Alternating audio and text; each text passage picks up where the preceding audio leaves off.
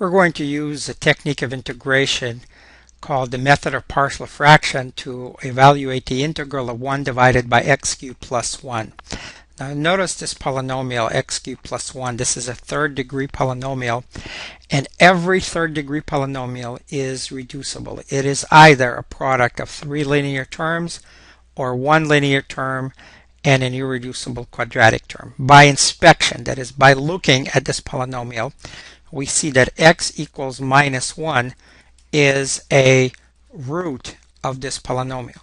And that means that x minus a minus 1, x minus the root, which is x plus 1, is going to be a factor of this polynomial x cubed plus 1. Now let's use long division. We could also use synthetic division. If we use long division, we can find the other factor or factors. X cubed plus 1 is going to be divided by x plus 1. So first term here has to be x squared. This is x cubed plus x squared. We subtract the second line from the first. X cubes cancel. We get minus x squared plus 1 minus x. This is minus x squared minus x. Again, subtract. We get x plus 1. Then we put plus 1 right over here. 1 times x plus 1 is x plus 1. And the remainder is 0. Therefore, x cubed plus 1 is equal to x plus 1 times x squared minus x plus 1. Now let's look at this polynomial, the second degree polynomial. It's either irreducible or can be factored. The discriminant tells us how that will work. B squared minus 4ac is the discriminant. B is equal to minus 1, so that's 1 minus 4 times a, which is 1, times c, which is 1. That's minus 3, negative. When the discriminant is negative, polynomial is irreducible. So x squared minus x plus 1 is an irreducible quadratic polynomial.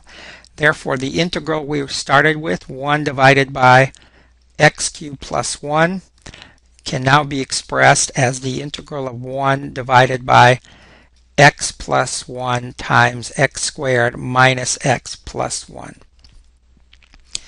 And so now we go to partial fraction decomposition to break up 1 divided by x plus 1 times x squared minus x plus 1 into simpler pieces. First, we put a constant a over the linear term x plus 1, then a linear term bx plus c over the irreducible quadratic x squared minus x plus 1.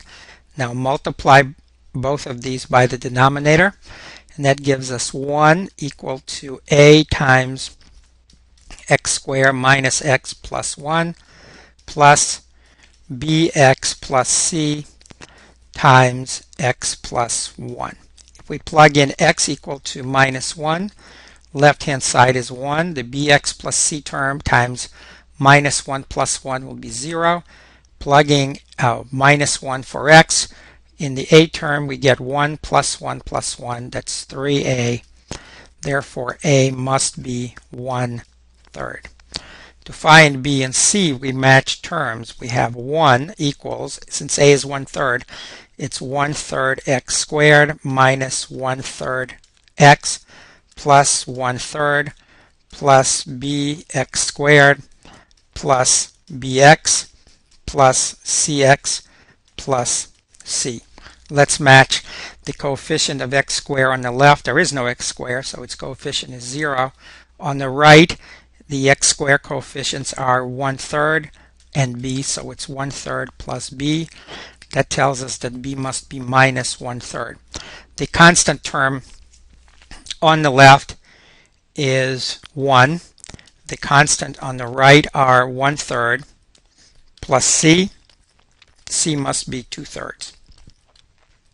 The x coefficient on the left is 0. On the right, coefficient of x minus 1/3 plus b plus c. Let's check. This is just for checking. We already found b and c. 0 equals minus 1/3. B is minus 1/3, so minus 1/3. C is 2/3. So we have 0 equals 0, and this checks out. That must mean that we have found the correct coefficient. So now the integral we started with, remember, was 1 over x cubed plus 1. It's now expressed as 1 divided by x plus 1 times x squared minus x plus 1. And this is equal to the integral of a divided by x plus 1. Now a is 1/3, so we can write it as 1/3 times the integral 1 over x plus 1 plus the integral of bx plus c divided by x squared minus x plus 1. So b is minus 1/3 x plus c, that's 2/3, divided by x squared minus x plus 1. So this is what we have to solve. This is what remains. Well, we know that the integral of 1/3 times 1 over x plus 1 is 1/3 times the natural log of absolute value of x plus 1. Let's express the remaining integral as minus 1/3 times the integral of x minus 2 divided by x squared minus x plus 1. All we have to do is evaluate the integral here that I'm circling. And if we use substitution, if u is equal to x squared minus x plus 1, du is 2x minus 1 dx. Dividing both sides by 2, 1/2 du is going to be x minus 1/2 dx. Unfortunately, in the numerator, we have x minus 2 instead of x minus 1/2. So it seems like we can't proceed by using substitution, but we can do something. The integral was minus 1/3 times the integral of x minus 2, x squared minus x plus 1. What we're going to do is subtract 1/2 and add 1/2 in the numerator. I did not change the problem. Minus 1/2 plus 1/2 is 0. Now, we take this x and this minus 1/2, and this will be minus 1/3 times the integral of x minus 1/2 divided by x squared minus x plus 1. And then the remaining constant is minus 2 plus 1/2, which is minus 3/2. Minus 3/2 times minus 1/3 is positive 1/2. So this is plus 1/2 times the integral of 1 divided by x squared minus x plus 1 dx. Now this integral that I'm circling can be done by substitution, with u being the denominator. We're going to replace x minus 1/2 with 1/2 du. So this is minus 1/6 the integral of 1 over u du, which is equal to minus 1/6 natural log absolute value of u. But since this polynomial is irreducible, it's always positive. There's no need for absolute value. We get minus 1/6 natural log of x squared minus x plus 1. Okay, so let's update what we have.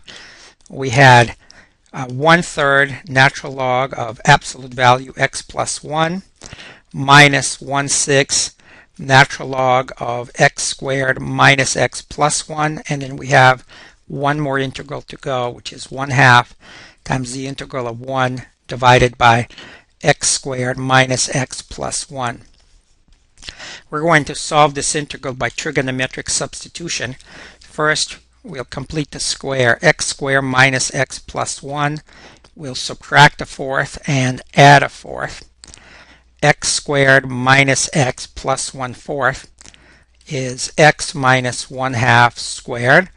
1 minus 1/4 left is plus 3 over 4. So that's the same as x squared minus x plus 1. Our substitution is to let x minus 1/2 equal to the square root of the constant 3/4, which is square root of 3 over 2, times tangent theta. That's the trigonometric substitution that we did earlier. Differentiating, dx equals square root of 3 over 2 times secant squared theta d theta. And we need to now solve for the denominator, x minus 1/2 squared plus 3 over 4. X minus 1/2 is square root of 3 over 2 tangent theta, so squaring it will give us 3 over 4 tangent squared theta plus 3 over 4. And that's 3 over 4 times tangent squared theta plus 1, or 3 over 4 times secant squared theta. So let's get back to the integral. The integral was 1/2 in front, and then we had dx, which is square root of 3 over 2 secant squared theta d theta, divided by x squared minus x plus 1, and that's 3 over 4 times secant squared theta. Secant squared cancel. We have square root of 3 over 4 divided by 3 over 4 cancel, and then times the integral of 1 d theta. Square root of 3 over 3 is 1 over square root of 3, and then we have theta. Now what is theta? Theta, remember the substitution was x minus 1/2 is equal to square root of 3 over 2 times tangent theta. So tangent theta is equal to x minus 1/2 divided by square root of 3 over 2. If we multiply both sides, if we flip that, that's the same as 2x minus 1 over square root of 3. So theta is inverse tangent of 2x minus 1 over square root of 3. We found the last integral, and now we can write the solution. The integral of 1 divided by x cubed plus 1 is equal to 1 over 3 natural log of absolute value of x plus 1 minus 1 over 6 natural log of x squared minus x plus 1. And then remember we had 1 over square root of 3 in front of theta, so this is plus 1 divided by the square root of 3 times the inverse tangent of 2x minus 1 divided by the square root of 3, and then we add a constant of integration at the end. For more videos, visit www.mathprepvideos.com.